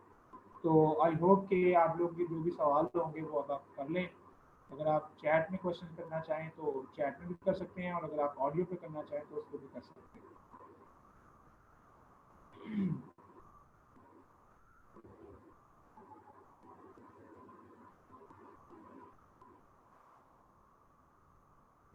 ये किसी का कोई सवाल अगर है तो आप कर लें। सर पूछना ये था कि प्लांक्स ने जो एच की वैल्यू निकाली थी सबसे पहले, उसने जो कांस्टेंट फर्ज किया था वो उसने किस तरह लिया था। बाद में एक्सपेरिमेंटली भी उसकी वेरिफिकेशन वो मिलीकैन मेथड से हो गई। वो एग्जैक्ट कैसे, आई मीन टू से कि साइंटिस्ट एक जो कांस्टेंट रखते हैं वो किस तरह करके उसकी वैल्यू एडजस्ट करते हैं कि बाद में जब कैलकुलेशन करते हैं वो बिल्कुल ठीक होती है उस हिसाब से। दरअसल ये इसमें थोड़ी सी जुगाड़ होती है। जुगाड़ से मेरी मुराद ये है कि हम गेस करते हैं, मतलब हमने एक कांस्टेंट लिया, उसका नाम रख दिया एच, और हमने ये कहा हम इम्पोज करते हैं, एज्यूम करते हैं कि जो इस कांस्टेंट के साथ फ्रीक्वेंसी मल्टीप्लाई करके जो एनर्जी बनेगी वो मेरे रिजल्ट एक्सप्लेन करेगी। तो मैं वो सारी कैलकुलेशन स्टार्ट कर देता हूँ। उसको प्लान ने भी ये किया, कैलकुलेशन स्टार्ट कर दी। तो इंटेंसिटी कर्व्स एच को छोड़कर इंटेंसिटी कर्व्स जो हैं वो उनकी जो शेप है, not the exact values, shape जो है वो एक्सप्लेन हो जाती है। बाकी चीज़ें होती है प्रिसीजन के साथ। आपको पता है फिजिक्स में अल्टीमेटली फिजिक्स जो है वो एक मेजरमेंट की साइंस है। आपने मेजरमेंट्स करनी होती हैं, डिफरेंट ऑब्जर्वेबल्स जो है, डिफरेंट चीज़ों को मेजर करना होता है। तो मेजरमेंट के अंदर एक तो होता है कि आप एक रॉ रिजल्ट, रफ रिजल्ट निकालते हैं, बाद में आप उसकी प्रिसीजन भी करते हैं। तो प्रिसीजन करते वक्त हम ये जो है, ये जो ग्राफ अभी आपने देखा भी फोटोइलेक्ट्रिक इफेक्ट में भी मैंने एक्सप्लेन किया कि मिलिकन ने भी यही तरीका इस्तेमाल किया था। तो हम फिर ये करते हैं कि इंपीरिकली, यानी जो डाटा हमारे पास आया हुआ है एक्सपेरिमेंट के थ्रू, तो एक्सपेरिमेंट तो जो रियल में हो रहा है वो तो क्लियर है ना, तो हम अपनी थ्योरी और एक्सपेरिमेंट का आपस में मैच करवाते हैं डिफरेंट वैल्यूज ट्राई करते हुए कि एच की ये वैल्यू रखें तो क्या ग्राफ सेट होता है, एच की डिफरेंट वैल्यू रखें तो ग्राफ सेट होता है। तो ये हिट एंड ट्रायल मेथड इस्तेमाल करते हुए हम एक वैल्यू पे पहुंच जाते हैं। और बाद में फिर और एक्सपेरिमेंट्स के अंदर भी जहाँ जहाँ हम वो कॉन्स्टेंट इस्तेमाल कर रहे होते हैं, वहाँ पे भी हम डिफरेंट ग्राफ्स के थ्रू उसको देखते हैं। मैं मिसाल के तौर पर बताता हूँ कि जो इंटेंसिटी कर्व्स की स्लोप लेते हैं आप, या इंटेंसिटी कर्व्स में जो एच इस्तेमाल होता है और फोटोइलेक्ट्रिक इफेक्ट में जो एच इस्तेमाल होता है, उनकी वैल्यू अगर सेम आ रही है तो इसका मतलब है कि एच एक यूनिवर्सल कांस्टेंट है। ये सिर्फ प्लांक कांस्टेंट नहीं है, ये हर एक्सपेरिमेंट में जहाँ भी आप एनर्जी और फोटोन लिखेंगे आप एच को एज अ यूनिवर्सल कांस्टेंट इस्तेमाल करेंगे। इसके मुकाबले में कुछ कांस्टेंट्स ऐसे होते हैं जो यूनिवर्सल नहीं होते, वो चेंज होते रहते हैं, डिफरेंट उनकी वैल्यूज बदलती रहती हैं। मिसाल के तौर पे आपको पता है परमिटिविटी मटेरियल में चेंज होती रहती है ना, तो आप डिफरेंट मटेरियल लेते हैं तो डिफरेंट परमिटिविटी आती रहती है, तो अब उसकी वैल्यू हर एक्सपेरिमेंट के मुताबिक डिफरेंट आएगी, ठीक है, हर मटेरियल के मुताबिक। लेकिन प्लांक कांस्टेंट में ये जो एच है ये हर एक्सपेरिमेंट में सेम वैल्यू देगा, आप किसी भी तरीके से इसको कैलकुलेट कर लो। तो इसके फिर आगे एक्सपेरिमेंट्स भी होते हैं, एमएससी वगैरह में ये एक्सपेरिमेंट्स कराए भी जाते हैं। तो बेसिकली हम इसको कहते हैं एम्पिरिकल कांस्टेंट्स, यानी तजर्बे से इसकी वैल्यू फिक्स की जाती है हिट एंड ट्रायल के थ्रू। ओके, एक सवाल इधर आया है कि why we scatter X rays during quantum effect. तो एक्स-रेज को स्कैटर क्यों करवाया जाता है? क्वांटम ने ये सोचा कि भाई हम चेक करते हैं कि अगर ये एक्स-रेज जो हैं ये बाकी पार्टिकल्स हैं, तो पार्टिकल्स के अंदर तो टकरें होती हैं, कोलिजन्स होती हैं, तो स्कैटरिंग हो जाती है। तो उसको चेक करने के लिए उसने एक्स-रेज का इस्तेमाल किया। तो एक्स-रेज का क्यों इस्तेमाल किया? क्योंकि उस वक्त तक बहुत कम रेडिएशंस थी जिनको एक तो डिस्कवर कर लिया गया था, उसके अलावा उन बहुत कम टेक्नोलॉजी या टूल्स थे जिनको आप इस्तेमाल करते। तो ये उस वक्त बड़ा चैलेंज होता था कि पहले एक्स-रेज को प्रोड्यूस किया जाए, फिर उन एक्स-रेज को इलेक्ट्रॉन्स के साथ टकराया जाए, ठीक है ना। तो ये इतना सिंपल नहीं था, लेकिन उसने एक कोशिश की। मेरा ख्याल है कि कॉम्पटन ने ये काफ़ी दफ़ा तजर्बा किया था और काफ़ी दफ़ा तजर्बा करने के बाद जाके उसको कुछ सही रिजल्ट्स मिलने शुरू हुए। तो स्कैटरिंग जो है वो बेसिकली एक टेक्निक है जिसके ज़रिए आप किसी भी टारगेट की भी और जिस चीज़ को आप इंसिडेंट कह रहे हैं उसकी प्रॉपर्टीज जानने के लिए इस्तेमाल करते हैं। मिसाल के तौर पे रदरफोर्ड का एक्सपेरिमेंट आपको याद है, एटम का स्ट्रक्चर जानने के लिए हम क्या करते हैं, हम स्कैटरिंग करते हैं, ठीक है? इसी तरह से प्रोटॉन का स्ट्रक्चर जानने के लिए हम दो डिफरेंट प्रोटॉन्स को आपस में टकराते हैं। आप दो बीम्स को भी टकरा सकते हैं या एक टारगेट के ऊपर एक बीम को टकरा सकते हैं। सर्न के अंदर जो LHC लार्ज hadron कोलाइडर में जो एक्सपेरिमेंट्स हो रहे हैं वो स्कैटरिंग है। तो पूरी पार्टिकल फिजिक्स आगे जाके जो कि रिलेटिविस्टिक क्वांटम मैकेनिक्स है वो सारी स्कैटरिंग ही बन जाती है। Scattering basically is a type of interaction. तो स्कैटरिंग बहुत ज़्यादा उस वक्त ज़्यादातर लोग स्कैटरिंग को स्टडी कर रहे थे। अल्फा पार्टिकल की स्कैटरिंग को रदरफोर्ड ने डिस्कस किया, कॉम्पटन ने जो है वो एक्स-रेज की स्कैटरिंग करवा ली। तो ये एक चल रहा होता है सिलसिला जिसमें कॉम्पटन साहब ने भी अपना तजर्बा किया। ओके, नेक्स्ट क्वेश्चन है कि is light made of particles और वेव्स। भाई इसी को तो हम डिस्कस कर रहे हैं कि हमने क्लासिकली लाइट को वेव कहा है, इंटरफेरेंस में, डायफ्रैक्शन में, मैक्सवेल इक्वेशंस में, माइक्रोवेव्स में, रेडियो वेव्स में, टीवी एंटीना में, हर जगह पे हम इनको वेव्स ही लेते हैं। माइक्रोवेव्स ओवन में हम इसको वेव्स ही लेते हैं और ये वेव्स के तौर पे ही बिहेव करती है। लेकिन अब हम कुछ ऐसे एक्सपेरिमेंट्स देख रहे हैं जिनमें ये वेव अगर इसको लें तो ये हमारे एक्सपेरिमेंट्स के रिजल्ट्स एक्सप्लेन नहीं होते, पार्टिकल एक्सप्लेन हो जाते हैं। तो अभी तक ये हम फैसला नहीं कर पा रहे कि ये वेव है या पार्टिकल, हम सिर्फ उन एक्सपेरिमेंट्स को स्टडी कर रहे हैं। आगे जाके जब हम मैटर वेव्स को स्टडी करेंगे डी ब्रॉगली हाइपोथेसिस के थ्रू, तो फिर हम जो है वो डुअल नेचर की बात करेंगे और वहाँ पे फिर इस सवाल का सही जो है वो डिस्कशन इसके ऊपर हम करेंगे। उसके बाद क्वांटम नॉन लोकेलिटी, इसके ऊपर हम आएंगे जब हम आगे चलेंगे, अभी नॉन लोकेलिटी की तरफ हम नहीं जाएंगे। लोकेलिटी और नॉन लोकेलिटी जो है वो हाइजेनबर्ग अनसर्टेनिटी प्रिंसिपल जब स्टडी करेंगे तो उसमें हम इसको थोड़ा सा डिस्कस करेंगे। सर जी, हम इसके अलावा इंटेंसिटी ऑफ लाइट को नंबर ऑफ फोटॉन्स कह सकते हैं?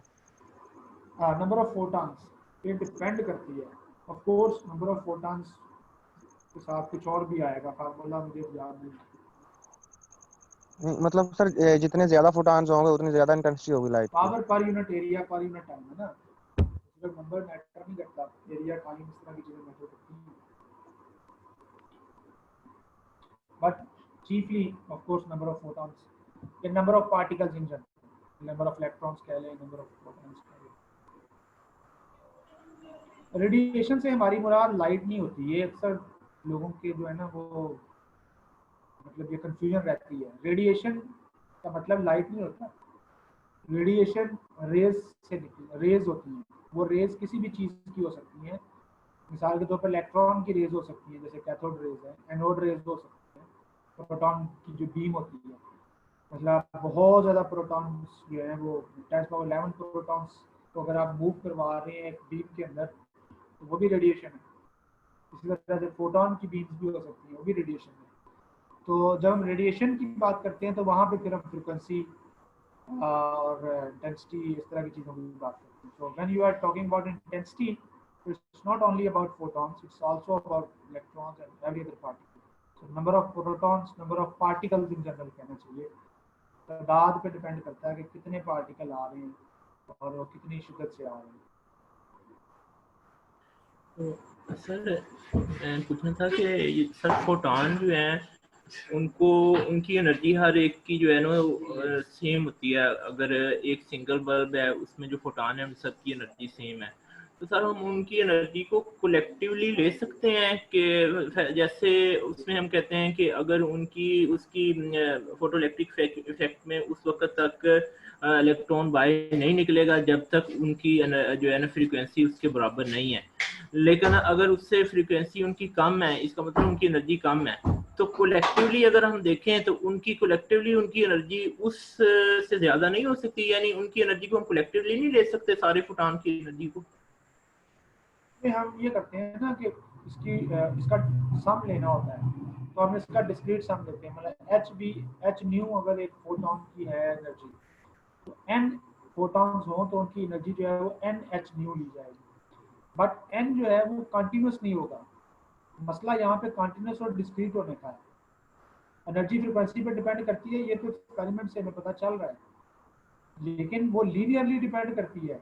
मतलब ये कि आप एच न्यू ले लें चाहे एन एच न्यू ले लें, बहुत सारे फोटॉन्स की इकट्ठी करके ले लें, तो फिर भी एनर्जी न्यू पे लीनियरली डिपेंड करेगी। ये चीज़ एक्सप्लेन नहीं होती क्लासिकली।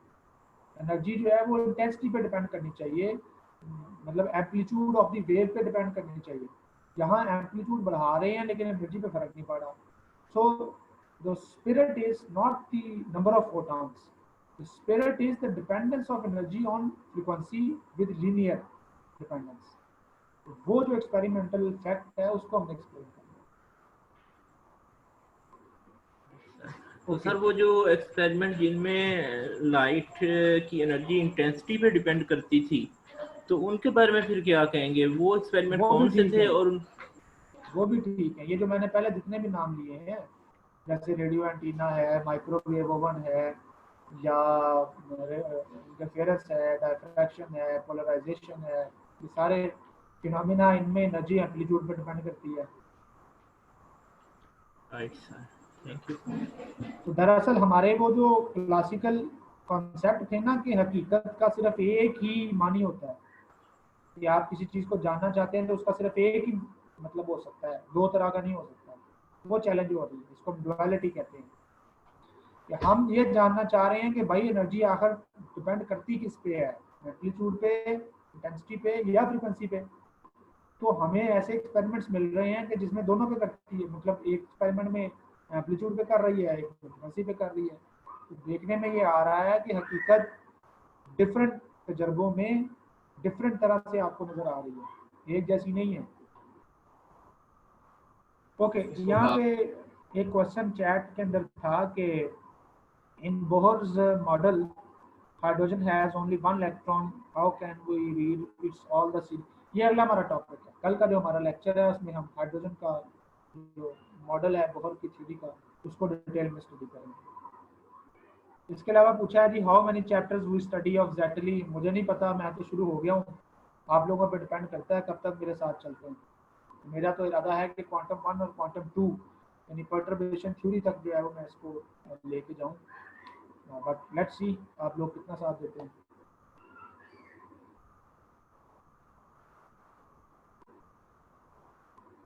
जी इसके अलावा किसी का कोई सवाल?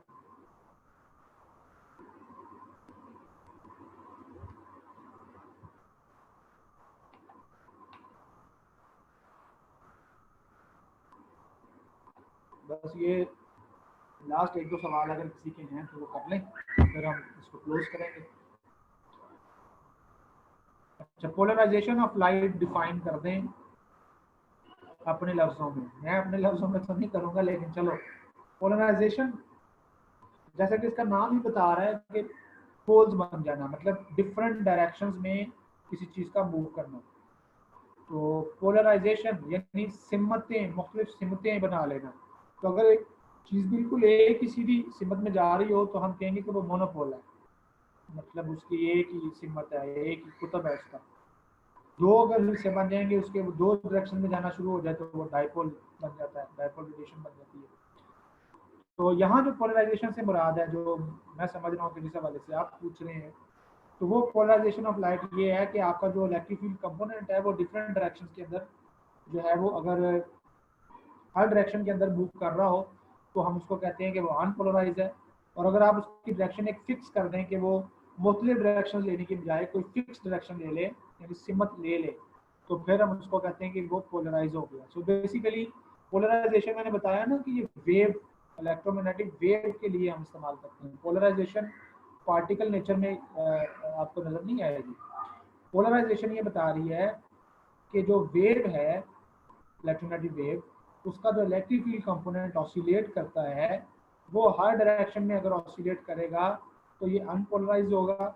और अगर आप उसको फिक्स कर देंगे कि वो किसी एक डायरेक्शन में जो है वो करे, मतलब हो सकता है सिर्फ सर्कल में पोलराइज, सर्कल में ऑसिलेट करता रहे, सर्कुलर मोशन करता रहे, या हो सकता है कि वो टू एंड फ्रो करता रहे हॉरिजॉन्टली या वर्टिकली, जिस तरह से भी आप उसको लेना चाहते हैं। तो अगर आप उसकी सिमत ऑसिलेशन की जो है वो फिक्स कर देंगे तो हम इसको कहेंगे कि ये पोलराइज हो गया इलेक्ट्रिक फील्ड। दूसरे लफ्ज़ों में, क्योंकि electric field is a component of light, तो लाइट पोलराइज हो गई। जी टॉपिक के अलावा फिजिक्स मेरा ख्याल है ना ही पूछें।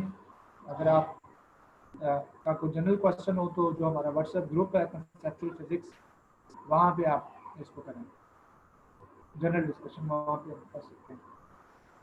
फिर ये पोलराइजर कैसे कर लेता है ये काम, इसके लिए मेरा ख्याल है कि जो इलेक्ट्रोमैग्नेटिज्म या ऑप्टिक्स का जो कोर्स है उसके अंदर हम डिटेल में जा सकते हैं। डिफरेंट मटेरियल्स होते हैं, कुछ नेचुरली पोलराइजेशन कर लेते हैं, कुछ हम बना लेते हैं, तो ये वहाँ पे हम डिस्कस करेंगे। अभी यहाँ पे तो आप जो हमारा photoelectric effect, quantum effect, pair production, pair annihilation, anti matter, या इसके अलावा ब्लैक बॉडी रेडिएशन है, फोटोइलेक्ट्रिक इफेक्ट है, इससे रिलेटेड अगर आपकी कोई कंफ्यूजन या सवाल है तो वो आपको।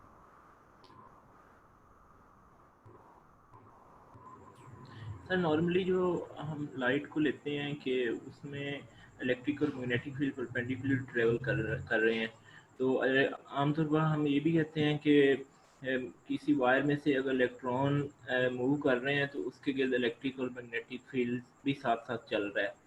तो जो सन से जो हमारे पास लाइट आ रही है तो उसमें भी इलेक्ट्रिक और मैग्नेटिक फील्ड ही एक्चुअली हम तक पहुंच रहे हैं।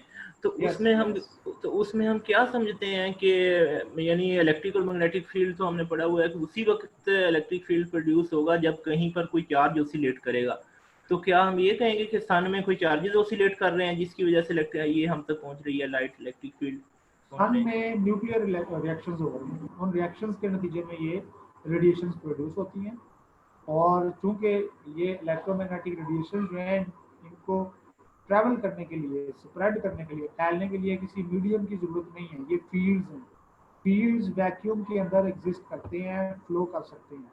तो इसलिए सूरज और जमीन के दरमियान जो वैक्यूम है उसमें ये फ्लो कर लेते हैं, because they are fields. Once they are produced they will travel forever, just like radio antenna. जब आप उसको प्रोड्यूस कर देते हैं तो वो वहाँ पे मौजूद होता है स्पेस में, you just have to tune it. Similarly sun में जो न्यूक्लियर रिएक्शंस होते हैं, ठीक है, उनके नतीजे में ये रेडिएशंस प्रोड्यूस होती हैं। अच्छा, दो हाइड्रोजन आपस में मिलती हैं, फ्यूजन रिएक्शन करती हैं और हीलियम बन जाती हैं। इसके नतीजे में बहुत सी रेडिएशंस बनती हैं। और इसी तरह से न्यूक्लियोसिंथेसिस जो बिग बैंग के बाद हुआ था, जो पहली दफ़ा हाइड्रोजन बनी थी और प्रोटॉन और इलेक्ट्रॉन्स आपस में मिले थे और एटम बने थे, और एटम से फिर न्यूक्लियस डिफरेंट बनना शुरू हुए थे। उसमें भी यही काम हुआ था कि बहुत सी रेडिएशन उस वक्त भी रिलीज हुई थी, जिसको हम माइक्रोवेव बैकग्राउंड रेडिएशन वगैरह भी कहते हैं। तो जो है वो ये इस तरह से वो एक दफ़ा रेडिएशन जब बन जाती है प्रोसेस थ्रू, तो फिर वो रेडिएशन जो है वो स्पेस में ट्रैवल करती रहती है और हम तक पहुंच जाती है। तो वहाँ पर भी सर वही चार्जेस ओसिलेट करने की वजह से ही होगा या वहाँ पर न्यूक्लियर? वहाँ पे एंटीना नहीं है, वहाँ पे न्यूक्लियर रिएक्शंस के नतीजे में ये काम है। मतलब सूरज के अंदर तो बहुत से प्रोसेसेस हो रहे होंगे ना, वो बहुत हॉट डेंस प्लाज्मा है, तो वहाँ पे बहुत से प्रोसेसेस हो रहे होंगे। तो न्यूक्लियर फ्यूजन जो है, अगर आपने इसको स्टडी किया हुआ है तो उसके नतीजे में ये हम आगे कभी पार्टिकल फिजिक्स की तरफ जाएंगे ना तो हम इसको डिटेल में डिस्कस करेंगे कि किस तरह से ये फोटॉन्स प्रोड्यूस होते हैं। सो इसके लिए लाजमी नहीं होता कि जस्ट चार्जेस जो है वो ऑसिलेट कर रहे हों। मतलब पार्टिकल फिजिक्स में इसको डिटेल में डिस्कस करेंगे। मोस्टली सूरज में जो न्यूक्लियर रिएक्शंस हैं उनके नतीजे में हीट एंड लाइट प्रोड्यूस होती है।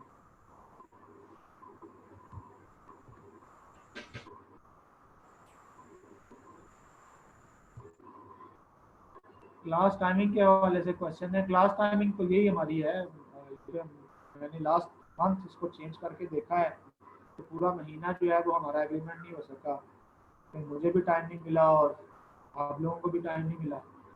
तो बेहतर ये है कि आप लोग इस टाइम के मुताबिक अपने आप को एडजस्ट करें, कोशिश करें। सर एक छोटा सा सवाल है कि किसी भी रिएक्शन के नतीजे में जो हमें एनर्जी मिलती है वो किस फॉर्म में मिलती है, हीट की फॉर्म में या लाइट की फॉर्म में सर? डिपेंड करता है कि किस तरह का रिएक्शन ले रहे हैं। रिएक्शंस की बहुत सी टाइप्स हैं, कोलिजन्स हैं, स्कैटरिंग्स हैं, रेडियोएक्टिव डिकेज हैं, फिशंस हैं, फ्यूजन्स हैं। There are so many types of reaction ना, तो इसलिए रिएक्शन टू रिएक्शन हमें देखना पड़ता है। और फिर डिफरेंट रिएक्शंस की एक क्लास बन जाती है। जैसे न्यूक्लियर रिएक्शंस की एक पूरी क्लास है, स्कैटरिंग वाले जो रिएक्शंस हैं उनकी एक पूरी क्लास है, उनके बारे में हम फिर मॉडलिंग करते हैं, थ्योरेटिकल मॉडल्स बनाते हैं।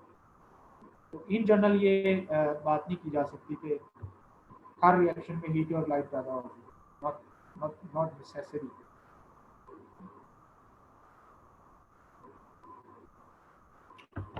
ओके जी, नेक्स्ट एक बहुत लंबा सा सवाल है, मैं इसको रीड आउट करता हूँ। अगर मैंने सवाल है कि ये डिस्कशन इन्होंने की है। In pair production and decay energy is converted to matter and vice versa. Are conservation laws only related to matter and energy? Are conservation laws only related to matter and energy? Photon is just a part of this process, or photon is one of the two main players of this process. On the other hand, energy is converted. ये अगर आप बोल के बता दें, मुझे ये सवाल जो है ना समझ नहीं आ रहा, बहुत लंबी तो लाइनें हैं, और अगर आप इसको बता सकें ऑडियो। दानिश का सवाल है। दानिश, आप अनम्यूट करके इसको बता सकते हैं?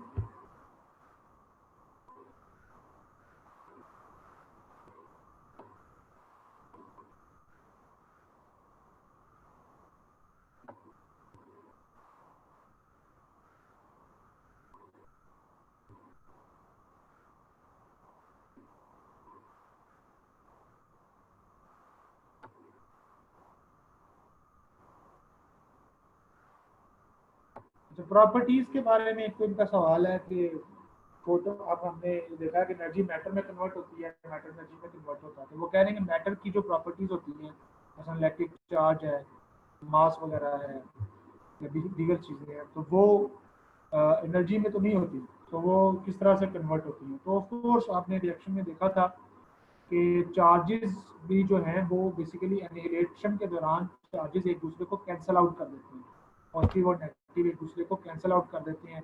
तो प्लस ई चार्ज में अगर माइनस ई चार्ज ऐड किया जाए तो आपको जीरो चार्ज मिलता है, दैट इज वाई फोटोन पे जीरो चार्ज है। दूसरी चीज ये है कि E equal to mc square का मतलब है कि जब मैटर खत्म होगा तो वो एनर्जी की शक्ल बन जाएगा। तो जाहिर है कि जब आप एनर्जी की शक्ल में आ जाएंगे तो मैटर की जो प्रॉपर्टीज थी, चार्ज, मास वगैरह, वो एनर्जी में कन्वर्ट हो गई है इस केस के अंदर, फोटोन के अंदर। तो एनर्जी में जाके उनकी अपनी प्रॉपर्टीज बन जाएंगी। ऑफ कोर्स उसमें फोटोन का चार्ज नहीं रहेगा, क्योंकि अगर फोटोन का चार्ज होगा तो ये प्रोसेस या ये रिएक्शन होगा ही नहीं, मतलब कंजर्वेशन ऑफ चार्ज वायलेट हो जाएगी। तो conservation of charge, conservation of mass, conservation of energy, relativity में कंजर्वेशन ऑफ एनर्जी मास कहते हैं, ये जो चीज़ है ये होल्ड करेगी तो ये रिएक्शन होगा, अदरवाइज ये रिएक्शन नहीं होगा। अब चूंकि ये रिएक्शन होता है, डिस्कवरी भी हमने कर लिया, तो इसका मतलब है कि हमारे कंजर्वेशन लॉज जो है वो सिक्योर है। ओके, फिर ये इन्होंने पूछा कि impair decay these properties of matter including charge also transfer by matter to structure of energy. और स्ट्रक्चर का लफ्ज हम इस्तेमाल वैसे करते हैं कंपाउंड चीज़ों के लिए। तो फोटोन बहुत सिंपल है, it's not compound, it's pure energy, it's not composed of other things, तो इसलिए फोटोन का स्ट्रक्चर नहीं है। हाँ, उसकी प्रॉपर्टीज़ हैं, और मैंने बताया कि वो प्रॉपर्टीज़ कंजर्वेशन लॉज के मुताबिक ही इसके पास आई हैं। अगर conservation of charge, energy, momentum वगैरह होल्ड नहीं करेगा तो वो photon in the first place बन ही नहीं पाएगा। तो इसलिए उसकी जो फोटोन की properties after the merger of electron and positron बनती हैं, वो ऑफ कोर्स डिफरेंट होती हैं। जी, इसके अलावा कोई सवाल, फिर हम इसको क्लोज करते हैं।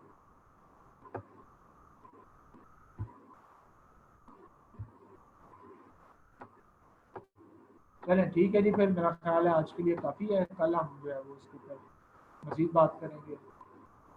जी महमूद वली साहब, आपने हैंड रेज किया है, सवाल है तो बता दें। Mahmood Ali,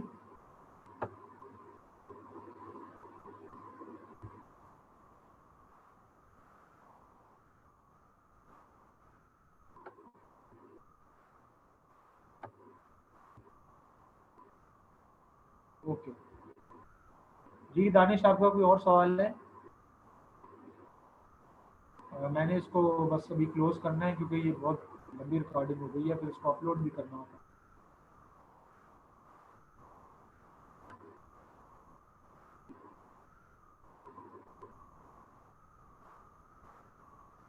Why charge and momentum are conserved in pair production? Because charge and momentum are conserved, therefore there is pair production.